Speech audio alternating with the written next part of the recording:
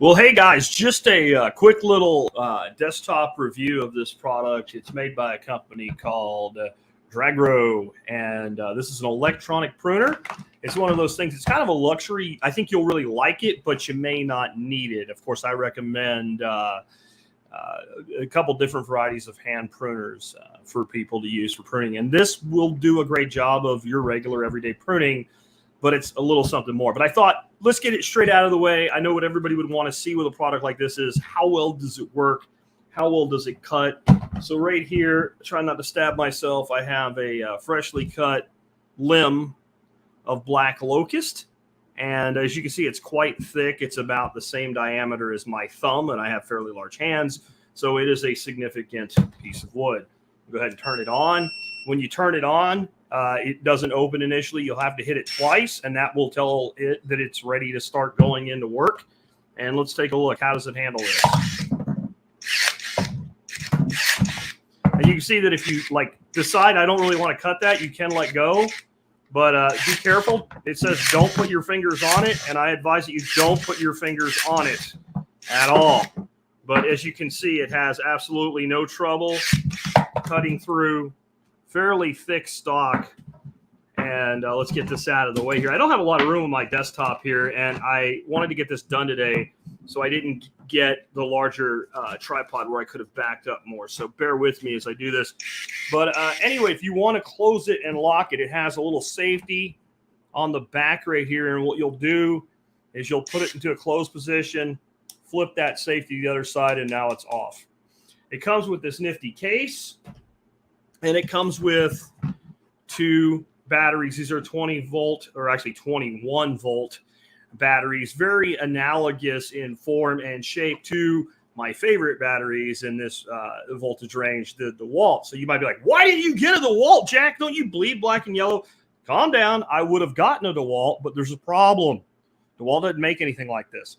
I also use Porter cable because their brad nailers are really great for the limited use I get out of them. They cost so much less than DeWalt's version thereof. It made sense for me to get them. Porter cable doesn't make anything like this. Nobody like a Milwaukee or a Rigid or anybody is in this business yet. With all of the garden tools that have come out from DeWalt, I would bet in some period of time they will. But you do get two batteries. You get this nice hard case, and you get a charger. Now, if you're used to power tools, you might get this charger like I did. Like, hey, dumbass, where's the other end of the charger? The way they built their batteries, the batteries have a little hole right here in the top. You plug your DC adapter straight in, and I have had no problem recharging this multiple times. It also sends you all the tools you need and some oil for maintenance and a couple little different tools, a little wrench and some Allen keys and a sharpening stone.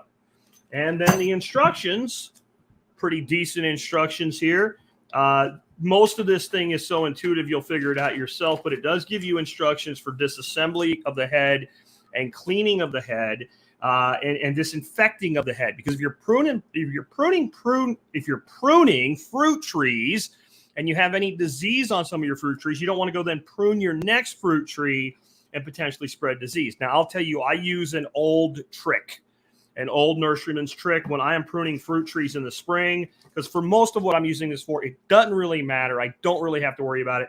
But when I am in that concerned mode, I guess you would say concerned Jack mode, all I do is carry a little butane torch around with me. And after pruning, I then take and hit the jaws with the butane torch. That works as well as anything. Really, really easy. So the case is nice. Let me get it out of the way here. My grandmother used to say, out of the road. So what did I actually get this little gadget for? I got it because I have a whole bunch of chop and drop that I need doing in one of my orchards where I have rampant growth of jujube trees, not the trees themselves, but the suckers and some other things. And I thought if I give my grandson a pair of Coronas or something like that and tell him to go do it, he'll get really limited impact on doing it. He'll only do as much as I make him do. But if I give him something like this, if I give him a power tool because he's 11, he'll go out there and he'll just, the premium I'll pay on these will pay themselves back in the labor that I will get for free off my young grandson. Guess what? It worked. He's addicted. the first day I put this in his hand, and I had to teach him, don't touch that. That will cut your finger off. But I also believe in training children to not harm themselves and letting them learn to use dangerous things over time as they get older. He came in and he told my wife, Grandma, this is addicting. That was exactly what I wanted out of it. And it works great. Again, if you look at the stock size that we're able to prune easily enough, and you can go quite a bit bigger than this before you run out of the tool's power range, it works great.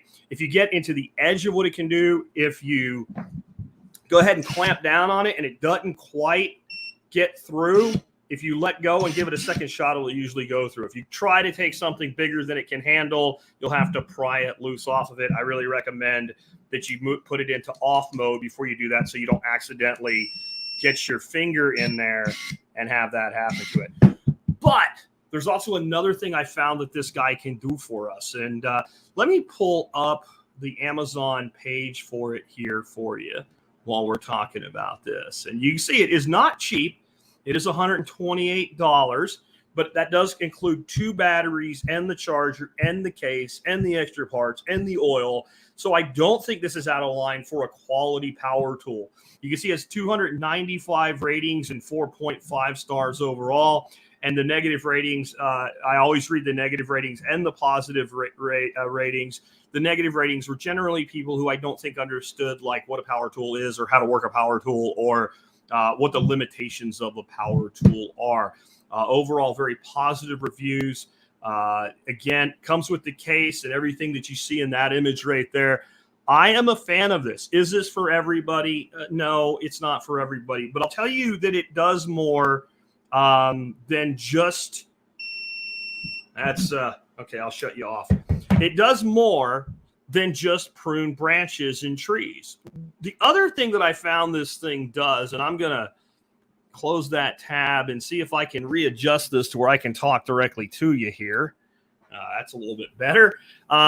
So the other thing that this does really well, guys, this thing is great for, and some of you are going to get squeamish when I say this, butchering chickens. Not really butchering chickens, slaughtering chickens. So recently I had to do a purge of bantam roosters. I just had too many and a bunch of them had to go. So all I did was de-breast and pull the thighs, the leg quarters out of them with skinning and give the rest to the dogs and what have you, because that's all that I think it's worth doing with a bantam rooster. So I haven't tried this on full-size birds yet, and I would be careful if you do. And I would do what I did. I did not just go see, hey, can we cut the head off of a chicken with this thing? Instead, what I did is I went ahead and processed one of the birds the normal way, which is taking a knife and cutting the neck and letting it bleed out into a bucket full of wood chips. And then I went ahead and I was about to process it. And I was like, I wonder how well these would work for that. So then I took it with the bird already dispatched and flipped it on and grasped the head as I would if, and I gave it a little whack and it cut through that little bird's neck all the way like butter. Now, there's different opinions about doing this with slaughter of poultry. And some people think that it's kinder to the animal to cut the carotid and jugular and allow it to bleed out. And I would just say, if you had to go, if you were going to be executed and you had a choice between a complete lop off or somebody doing that to you, which one would you take? And I think most people would take the guillotine method. The real reason we don't do that on the homestead is because it's really detrimental to the blade of a knife. It did absolutely nothing to these blades at all. Because I then dispatched the other 5 birds I had to process that day. And the other thing that it did exceptionally well is after disjoining the leg quarters and getting down to where you have the foot left on, wacko, chomp that foot off beautifully. So it also serves as an aid when you're doing slaughter. I know that may not be for everybody. Not everybody is willing to process their own meat. There is no pretty way to do this. So if that offends you, I'm sorry. But if you eat meat, that's the reality. Somebody used something. Actually, I used to work in a poultry farm when I was a kid. Actually, it was a turkey farm during the holiday season. It's seasonal work when I was a teenager. And I had some pretty brutal times in that place, scrubbing down the kill floor, the tables and everything like that. And I can tell you that when they process your birds in a conventional environment, there's no person with a razor sharp knife doing this double slice method. It's a very big version of a tool that looks an awful lot like this, and that's why I went ahead and used it. So whether you're looking for something to make your pruning easier, and if you're doing a lot of chop and drop, that's where I think this will really benefit you. If all you're doing is going out and pruning a few trees here and there, I think just a standard set of good solid pruners would be the way to go. But if you're doing a lot, you can get a lot of hand cramping and things like that. This will work well. If you have a kiddo that's old enough to take that responsibility on, trust me, this will get them excited about it. And if you are someone that occasionally processes poultry, again, I don't know if it will work as well on full-size birds as it did on bantams, but based on my experience with it so far, I can't say that I would doubt that it would. But again, knowing that electronic devices are often a little bit different from unit to unit, if you're going to do that, I would go ahead to make sure you're comfortable with it, process normally, and then do the deed after the deed to make sure that you're comfortable with the speed and the accuracy of the cut. Anyway, hope you guys enjoyed that one. I don't have the write-up done just yet. I'm going to try to get that done today, but I think time is encroaching on me for today's podcast. But this will be today's T-Spaz item of the day, and it will be part of the T-Spaz catalog for a long time to come.